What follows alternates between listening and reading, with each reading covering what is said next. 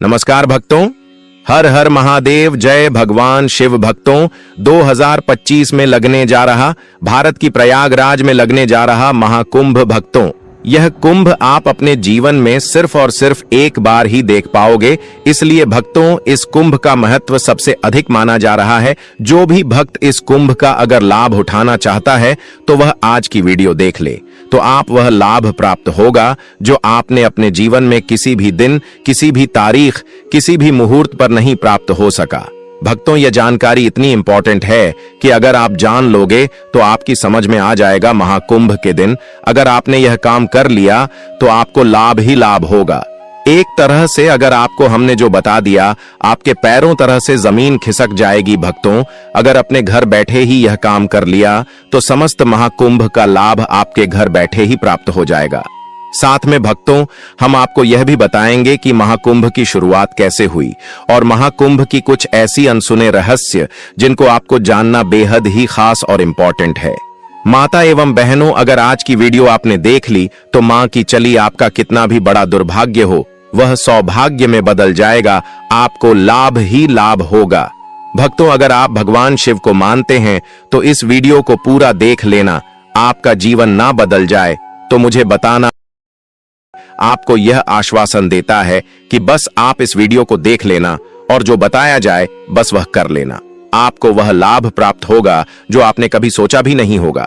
पर हम आपको महाकुंभ से रिलेटेड सभी जानकारी बताएंगे जिससे कि आपको लाभ ही लाभ होने वाला है। भक्तों, और महाकुंभ के दौरान आपको कुछ ऐसे काम हैं जो घर बैठे ही जरूर आपको कर लेना है। फिर देखिए कैसे आपके जीवन में नया बदलाव होता है और कैसे आपको लाभ ही लाभ प्राप्त होता है। भक्तों, महाकुंभ की बात ही निराली होती है। भक्तों, आप सभी को हम बता दें कि भारत का सबसे प्रसिद्ध मेला कुंभ का मेला है। यह आस्था का मेला है। कुंभ मेले पर बन रहा है ग्रहों का अद्भुत संयोग महाकुंभ। यह विश्व का सबसे प्रसिद्ध मेला के रूप में जाना जाता है। यह मेला उत्तर प्रदेश के प्रयागराज में लगेगा, जहां पर त्रिवेणी संगम स्थान है। महाकुंभ हर 12 वर्ष के बाद यह आता है। कैसे लगता है महाकुंभ का मेला? इस महाकुंभ का आयोजन तिथि के अनुसार नहीं मनाया जाता है। यह मेला खगोलीय ग्रहों के चाल के अनुसार इसका दिन और तिथि का रखा जाता है। देवगुरु बृहस्पति और सूर्य की स्थिति पर निर्भर करता है। ज्योतिष शास्त्र के अनुसार जब बृहस्पति वृष राशि में रहते हैं और शनि कुंभ राशि में, सूर्य मकर राशि होते हैं, तब महाकुंभ लगता है। इस मेले में स्नान दान का विशेष महत्व है। महाकुंभ में भारत के कई जगह से आए साधु संत सबसे पहले स्नान करते हैं, फिर आम श्रद्धालु स्नान करते हैं। कब से आरंभ होगा महाकुंभ? महाकुंभ मेले की शुरुआत 13 जनवरी 2025 सोमवार से हो चुकी है। इस मेले का समापन 26 फरवरी 2025 महाशिवरात्रि के दिन होगा। विशेषता, कुंभ मेला 1444 वर्षों के बाद एक विशेष संयोग में आयोजित किया जा रहा है।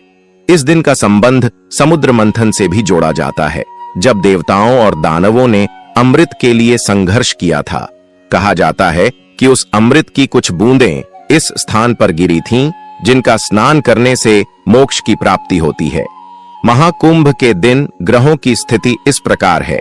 सूर्य, चंद्रमा, देवगुरु बृहस्पति और शनि शुभ स्थिति में है। समुद्र मंथन के समय भी ग्रहों की ऐसी ही स्थिति थी। महाकुंभ पर पूर्णिमा के साथ कई शुभ संयोग। महाकुंभ के दिन पौष मास की पूर्णिमा का महत्व विशेष होता है। इस तिथि पर स्नान और दान करना, साथ ही ब्राह्मणों को भोजन कराना अत्यंत शुभ माना जाता है। इस दिन प्रातःकाल रवि योग का संयोग है। साथ ही भद्रा का प्रभाव भी रहेगा, जो सामान्य जीवन में सकारात्मक परिणाम लाएगा।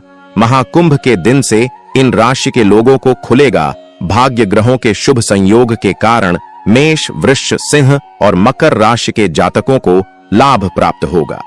ज्योतिष शास्त्र के अनुसार इन राशियों का समय में परिवर्तन होगा और उनकी आर्थिक स्थिति में सुधार आएगा। रुके हुए कार्य पूरे होंगे।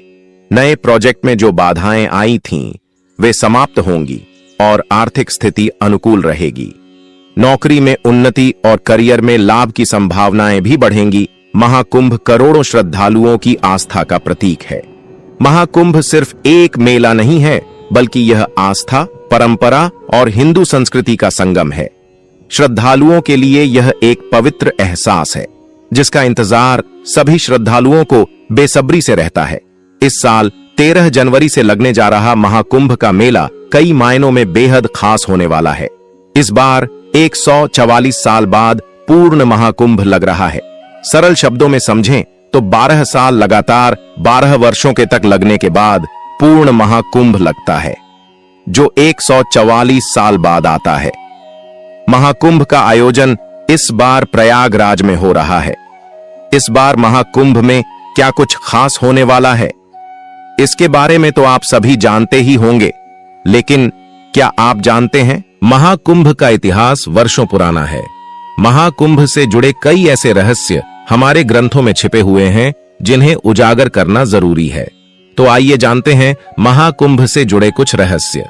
साथ ही जानते हैं कब और कहां सबसे पहले हुआ था महाकुंभ का आयोजन। अभी तक आपने वीडियो को लाइक न किया हो तो वीडियो को लाइक जरूर कर दीजिए और कमेंट बॉक्स में लिख दीजिए हर हर महादेव, क्योंकि भक्तों अब हम आपको बताने जा रहे हैं महाकुंभ का लाभ प्राप्त करने के लिए आपको क्या करना है, किस प्रकार से करना है। तो वीडियो को पूरा देखें, आधा अधूरा ना देखें और सच्चे हृदय से भगवान शिव के लिए वीडियो को लाइक जरूर कर दें। घर बैठे अमृत स्नान का पुण्य कमाने के लिए यह है नियम। घर बैठे महाकुंभ का लाभ पाने के लिए आपको सूर्योदय से पहले उठना होगा, क्योंकि सूर्योदय के पहले ही अमृत स्नान किया जाता है। इसके लिए आप अपने आसपास किसी पवित्र नदी में स्नान करें। अगर कोई नदी नहीं है तो घर के पानी में थोड़ा गंगा जल डालकर पूरी श्रद्धा भाव से नहाएं। घर बैठे अमृत स्नान का पुण्य कमाने के लिए नहाते समय गंगे च यमुने चैव गोदावरी सरस्वती नर्मदे सिंधु कावेरी जलेस्मिन सन्निधिं कुरु मंत्र का जाप करें। अगर आप इस मंत्र का जाप नहीं कर सकते हैं तो हर हर गंगे का जाप करें। घर में अमृत स्नान का पुण्य प्राप्त करने के लिए नहाते समय साबुन, डिटर्जेंट या किसी प्रकार के साबुन और शैम्पू का इस्तेमाल नहीं करना चाहिए। इसके अलावा कुंभ में 5 डुबकी लगाने की परंपरा है। ऐसे में घर पर मन ही मन गंगा मैया का स्मरण करते हुए स्नान करें। स्नान करने के बाद भगवान सूर्य को अर्घ्य देने के साथ तुलसी माता को भी जल अर्पित करें। महाकुंभ में दान का बड़ा महत्व होता है। ऐसे में आप भी घर पर स्नान के बाद जरूरतमंद, असहाय और गरीबों को धन, कपड़े, अन्न आदि का दान करें। घर बैठे महाकुंभ का लाभ कमाने के लिए सात्विक भोजन करें। इस दौरान प्याज, लहसुन और तामसिक भोजन का एकदम त्याग कर दें। इसके अलावा अमृत स्नान में शारीरिक शुद्धता के साथ मन की शुद्धता भी बहुत जरूरी होता है। ऐसे में आपको अपने मन को भी शुद्ध रखना बहुत जरूरी होता है। कितना पुराना है महाकुंभ का इतिहास। कुछ ग्रंथों में बताया गया है कि कुंभ मेला का आयोजन 850 साल से भी ज्यादा पुराना है। आदि शंकराचार्य द्वारा महाकुंभ की शुरुआत की गई थी। कुछ कथाओं में बताया गया है कि कुंभ का आयोजन समुद्र मंथन के बाद से ही किया जा रहा है, जबकि कुछ विद्वानों का कहना है कि गुप्त काल के दौरान से ही इसकी शुरुआत हुई थी। लेकिन सम्राट हर्षवर्धन से इसके प्रमाण देखने को मिलते हैं। इसी के बाद शंकराचार्य और उनके शिष्यों द्वारा सन्यासी अखाड़ों के लिए संगम तट पर शाही स्नान की व्यवस्था की गई थी। कुंभ मेले के आयोजन को लेकर मान्यता, हालांकि कुछ ऐतिहासिक साक्ष्य यह भी मिलते हैं जिनसे सिद्ध होता है कि कुंभ का आयोजन राजा हर्षवर्धन के राज्यकाल में आरंभ हुआ था। प्रसिद्ध चीनी यात्री ह्वेनसांग जब अपनी भारत यात्रा के बाद उन्होंने कुंभ मेले के आयोजन का उल्लेख किया था। इसी के साथ उन्होंने राजा हर्षवर्धन का भी जिक्र किया है। दयालु स्वभाव के बारे में भी उन्होंने जिक्र किया था। ह्वेनसांग ने कहा था कि राजा हर्षवर्धन लगभग हर 5 साल में नदियों के संगम पर एक बड़ा आयोजन करते थे, जिसमें वह अपना पूरा कोष गरीबों और धार्मिक लोगों को दान में दे दिया करते थे। महाकुंभ और समुद्र मंथन के रहस्य। समुद्र मंथन के बारे में शिव पुराण, मत्स्य पुराण, पद्म पुराण, भविष्य पुराण समेत लगभग सभी पुराणों में जिक्र किया गया है। मान्यताओं के अनुसार समुद्र मंथन के दौरान जब अमृत कलश बाहर आया था, तब देवताओं और राक्षसों के बीच तनातनी और संघर्ष को कम करने के लिए भगवान विष्णु ने मोहिनी अवतार लिया था। इसके बाद जब देवताओं और राक्षसों के बीच संघर्ष काफी ज्यादा बढ़ गया, तो तो उन्होंने इंद्रदेव के पुत्र जयंत को यह अमृत कलश सौंप दिया गया। जयंत कौवे का रूप धारण कर राक्षसों से अमृत कलश को छीनकर उड़ चले थे। जब वह घट को लेकर भाग रहे थे तो अमृत कलश से कुछ बूंदें प्रयागराज, उज्जैन, हरिद्वार और नासिक में गिर गई थीं। जहां जहां अमृत कलश की बूंदें गिरी वहां वहां कुंभ मेला का आयोजन किया जाता है। कुंभ से जुड़े अन्य रहस्य, जब जयंत कौवे के रूप में अमृत कलश को लेकर जा रहे थे तो उनकी जीभ पर भी अमृत की कुछ बूंदें लग गई थीं, जिस वजह से कौवे ही आयु लंबी होती है। ऐसा कहा जाता है कि कौवे जब भी मरता है तो दुर्घटना में उसकी मृत्यु होती है। अमृत कलश लेकर जब जयंत भाग रहे थे तो कुछ बूंदें प्रयाग, उज्जैन, हरिद्वार और नासिक में अमृत की बूंदें गिरी थीं, इसलिए यहाँ कुंभ किया जाता है। इसके अलावा अमृत की कुछ बूंदें दूर्वा घास पर गिर गई थीं, जिस वजह से दूर्वा को पवित्र माना जाता है और सर्वप्रथम पूजनीय देवता गणेश जी को अर्पित किया जाता है। क्यों सिर्फ प्रयागराज में ही लगता है? महाकुंभ प्रयागराज में लगने वाले महाकुंभ का महत्व अधिक माना गया है। दरअसल यह 3 पवित्र नदियों गंगा, यमुना और सरस्वती का संगम है, जिस वजह से यह स्थान अन्य जगहों की तुलना में अधिक महत्वपूर्ण है। बता दें, सरस्वती नदी लुप्त हो चुकी है, लेकिन वह धरती का धरातल में आज भी बहती है। ऐसी मान्यता है कि जो व्यक्ति इन 3 नदियों के संगम में शाही स्नान करता है उसे मोक्ष की प्राप्ति होती है। इसलिए प्रयागराज में इसका महत्व अधिक माना जाता है। घर पर ही करें, पुण्य अर्जित। अनुपम महाराज ने कुछ ऐसे उपाय बताए हैं जिन्हें अपनाकर घर पर भी महाकुंभ के पुण्य को प्राप्त किया जा सकता है। पवित्र नदियों में स्नान। यदि आप प्रयागराज नहीं जा पा रहे हैं तो प्रयास करें कि किसी पवित्र नदी में स्नान करें। यदि यह भी संभव न हो तो आप अपने घर के पास के किसी स्वच्छ सरोवर या तालाब में भी महाकुंभ स्नान वाले दिन स्नान कर सकते हैं। नहाने के पानी में गंगा जल मिलाएं। यदि आप कुंभ में जाने में असमर्थ हैं तो नहाते समय अपने पानी में गंगा जल मिलाएं। यदि गंगा जल उपलब्ध न हो तो आप यमुना या गोदावरी नदी का जल भी मिला सकते हैं। इस मंत्र का करें जाप। घर पर स्नान करते समय इस मंत्र का जाप करें। गंगे च यमुने चैव गोदावरी सरस्वती नर्मदे सिंधु कावेरी जलेस्मिन सन्निधिं कुरु। मान्यता है कि ऐसा करने से महाकुंभ जैसा फल प्राप्त होता है। कुंभ स्नान का महत्व। अनुपम महाराज ने बताया कि कुंभ स्नान सिर्फ एक स्नान नहीं है, बल्कि यह एक आध्यात्मिक प्रक्रिया है। यह वह समय होता है जब ब्रह्मांडीय ऊर्जा चरम पर होती है और पवित्र नदियों में स्नान करने से इन ऊर्जाओं का लाभ मिलता है। माना जाता है कि इस समय किए गए धार्मिक कार्यों का फल कई गुना बढ़ जाता है। आत्मिक शुद्धि। अनुपम महाराज के अनुसार कुंभ स्नान से व्यक्ति के शरीर और मन की शुद्धि होती है। यह नकारात्मक ऊर्जा को दूर करता है और सकारात्मकता को बढ़ावा देता है। पाप नाश। कुंभ स्नान को पापों के प्रायश्चित का एक तरीका माना जाता है। मान्यता है कि इस स्नान से जन्मों के पाप धुल जाते हैं और व्यक्ति का हृदय निर्मल हो जाता है। मोक्ष प्राप्ति। कुंभ स्नान मोक्ष की प्राप्ति का मार्ग भी माना जाता है। यह एक ऐसा अवसर है जब भक्त ईश्वर के करीब आ सकता है और अपनी आत्मा को मुक्ति दिला सकता है। वीडियो कैसी लगी कमेंट करके जरूर बताएं। अगर आपको और भी वीडियो चाहिए तो इस वीडियो के कमेंट में आप जरूर लिखें। हम आपको कुंभ से जुड़ी रिलेटेड सभी जानकारी बताएंगे। अगर आप इस वीडियो को ज्यादा से ज्यादा शेयर करते हैं, लाइक करते हैं और कमेंट बॉक्स में लिखते हैं कि कुंभ से जुड़ी हमें और भी जानकारी जाननी है, तो आप हमें जरूर बता सकते हैं। तो हम शब्दों का प्रयोग बिल्कुल नहीं करना है। बिल्कुल मतलब बिल्कुल आप बोलेंगे ही नहीं, और अगले दिन अमावस्या समाप्त होने के बाद ही आप इसको पूर्ण करेंगे, अर्थात बोल पाएंगे। संकल्प अवश्य ही लेना चाहिए। यहां पर हमने संकल्प आपको अलग से इसलिए नहीं बताया है क्योंकि यहां विधि बताएंगे, फिर जो अमावस्या व्रत होता है उसमें विधि बताएंगे। वीडियो बहुत लंबा हो जाएगा। विधि दोनों की एक ही है। ले अब हम बात करते हैं कि अमावस्या को पूजन कैसे करना है, सामान्य जन और क्या करते हैं, और जो व्रत किया जाता है ना अमावस्या पर, उसकी विधि क्या है, कैसे आपको व्रत करना है के बारे में चर्चा करते हैं। तो अमावस्या के दिन आपको सूर्योदय से पहले उठना चाहिए। उठने के बाद स्नान आदि करके सबसे पहले आप अपने मंदिर की साफ सफाई कीजिए और व्रत करने का संकल्प लीजिए। आज जो व्रत कर रहे हैं ना, इसमें माता पार्वती, भगवान गणेश और भगवान शिव शंकर की पूजा विशेष रूप से की जाती है। यह उन्हीं के किया जाने वाला व्रत है, तो सूक्ष्म सामग्री है जो सभी के घर में होती है, वह एकत्र कर लीजिए।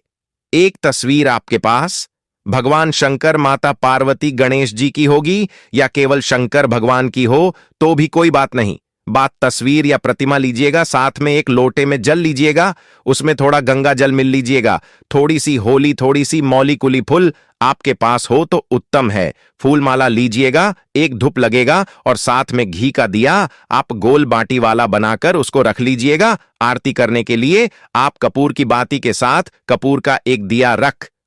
अक्सर आपने देखा हुआ कि जो लोग दिया रखकर आरती करते हैं तो आरती के समय दिया बहुत जाता है, तो वह सब माना जाता है।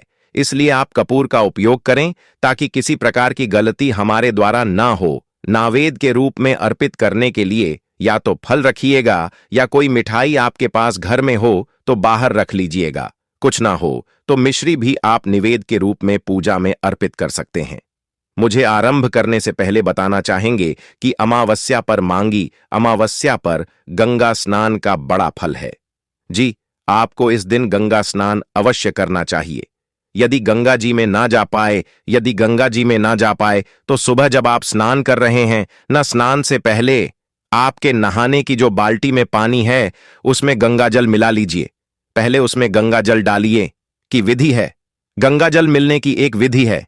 एक है कि भरी हुई पार्टी में अपने 2 बूंद गंगा जल डाल दिए। एक है कि आपने अभिषेक 2 बूंद गंगा जल पहले बाल्टी में डाली और उसके बाद आफ्टर उसमें पानी भरा। तो उचित जो विधि है वह यह कि पहले उसमें गंगा जल डालिए, जितना भी आप डालना चाहिए, जितना डाल सकते हैं। उसके बाद उसमें पानी भरी थोड़े से काले तिल इसमें डाल लीजिए। अद्भुत महिमा है काले तिल और गंगा जल की, दोनों को मिला लीजिए, पानी भरिए और उसके बाद आप स्नान कीजिए। पीतल जल से स्नान करना चाहिए माघ के महीने में। वैसे तो अगर आप मार्ग स्नान कर रहे हैं तो शीतल जल से ही करना चाहिए, कि यदि बाकी दिनों में ना हो पाए तो आज के दिन आप शीतल जल से स्नान कीजिए। एक बात हम यहां पर बताना चाहेंगे विशेष रूप से कि देखिए, हम किसी को बाउंड नहीं कर रहे हैं। आपकी सेहत क्या आपको अलाव करती है, आपके स्वास्थ्य की, आपकी शारीरिक हालत कैसी है, वह अवश्य ध्यान रखिएगा। ऐसा ना हो कि आप ठंडा पानी से नहाने के चक्कर में बीमार पड़ जाए किसी प्रकार का और शारीरिक आपको नुकसान हो जाए तो आप उसे बचेगा। आप जबरदस्ती ना कीजिएगा। आपका अगर शरीर साथ देता है ठंडा पानी से नहाने में तो ही आप ठंडा पानी से करता है। ईश्वर आपकी श्रद्धा देखते हैं। आप श्रद्धा पूर्वक ईश्वर की भक्ति करेंगे तो आपको फल अवश्य प्राप्त हो ही जाता है। तो इस प्रकार से आप स्नान कीजिएगा और जब स्नान करेंगे नहाने वाले जन्म को छूने गंगा जल की डालकर स्नान करना है तो ओम हर हर गंगे हर हर गंगे हर हर गंगे मंत्र जाएगा। इससे आपको अवश्य ही मार्क्समैन गंगा स्नान और महाकुंभ पर्व का फल प्राप्त होगा। यदि आप यह ब्रह्म मुहूर्त में करते हैं तो अमावस्या लगता है। कुछ लोगों को यह कठिन लगे, कितनी जल्दी सुबह सुबह कौन नहाएगा। कुछ जगहों पर अभी भी बहुत ठंड है, परंतु देखिए, महाकुंभ में जाना और वहां जाकर स्नान करना, उसमें जो कठिनाई है उसके आगे यह तो बड़ा ही सरल है। घर के बाथरूम में आप बंद करके आराम से स्नान कर सकते हैं और आपको महाकुंभ स्नान का फल प्राप्त होगा। पर ब्रह्म मुहूर्त में इस विधि से आपको स्नान करना चाहिए। इस नाम की विधि हमने पूजा के बीच में बताइए आपको, क्योंकि हमें ध्यान आया कि पहले स्थान के बारे में बता दें आपको। अब आपकी पूजा की सामग्री अपने एकत्र कर ली होगी तो आसन लगाकर बैठ जाएं। यदि कोई चौकी है तो वह रखिए, चौकी नहीं है तो पृथ्वी पर भी भगवान की तस्वीर को रखें। आप पूजन कर सकते हैं। भगवान की तस्वीर को जहां भी अपने रखना है ना, वहां पर लौटे में जो आपने जल भरा है, जिसमें गंगा जल मिलाया है, उसे जल से थोड़े से चिटे दीजिए। आसान का पवित्र कारण हो जाएगा, वह स्थान शुद्ध हो जाएगा। अब वहां पर अपने भगवान की तस्वीर को स्थापित कर देना है। भगवान को पद्य अर्घ अजमानी अर्पित करना है। 3 बार जल के चींटी दीजिए, 1 बार पार्टी के रूप में, 1 बार के रूप में 1 बार। इस प्रकार से यह करने के बाद अब आप भगवान को तिलक लगाइए, अक्षत लगाइए, पुष्प अर्पित कीजिए, फूलों की माला यदि आपके पास है तो माला अर्पित कीजिए, धूप दिखाइए भगवान को और घी का दिया जलाइए। घी का दिया जो आप जल रहे हैं ना, उसके नीचे आप आसन अवश्य दीजिएगा। आसन कैसे की? थोड़े से या तो आपको चावल डाल दीजिएगा दीपक के नीचे, या आप पुष्प रख दीजिएगा। कभी भी पृथ्वी पर या कहीं पर भी डायरेक्ट कभी आपको रखना नहीं होता है। दिए को आसान देना आवश्यक होता है, और यह पूजा के साक्षी अग्निदेव हैं। लाना भी नहीं है, अपने हाथ से आप धूप दिखाइए और दीप दिखाइए। नावेद के रूप में भगवान को फल है तो फल अर्पित करिए, मीठा है तो मीठा अर्पित कीजिए, अर्पित कर सकते हैं। इस प्रकार से अपने पूजन करना है। गणेश जी का, माता पार्वती का और भगवान शंकर का पूजन करके दंडवत प्रणाम कीजिएगा। और अब आपको अमावस्या व्रत कथा पढ़नी है। आपके इसी चैनल पर प्रत्येक अमावस्या की कथा सुनाई जाती है। आप चैनल पर नए हैं तो चैनल को सब्सक्राइब कर लें, जिससे कि सही ऑथेंटिक जानकारी आपको समय से मिलती है।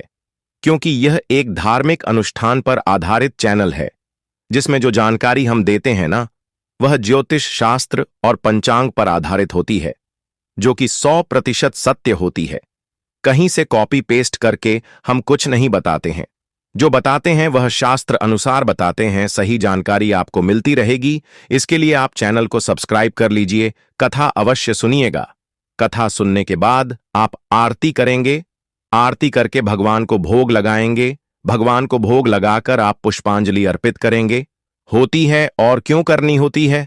देखिए, पुष्पांजलि किसी भी पूजा की सफलता के लिए बहुत आवश्यक होती है। इसके लिए आप हाथों में पुष्प लीजिए, खड़े हो जाइए, आंख बंद करके भगवान से निवेदन कीजिए कि आवाहन न जाना में विसर्जन में भजन चाहिए, हम न जाना हमेशा में तम परमेश्वर। हे प्रभु, नाम आपका आवाज जानते हैं, न पूजन जानते हैं, न विसर्जन जानते हैं। अज्ञानीय जीव हैं, जैसे वन पड़ी है वैसी सेवा हमने आपके श्री चरणों की। इसमें जाने अनजाने में कोई गलती, कोई त्रुटि, कोई भूल हमसे हो गई हो तो हमें क्षमा कीजिए। हम आगे जीवन प्रभु जैसा बन पाया है, वैसा हमने व्रत पूजन आपका किया है। इसके निमित्त आपको अर्पित करने के लिए हमारे पास कुछ नहीं है।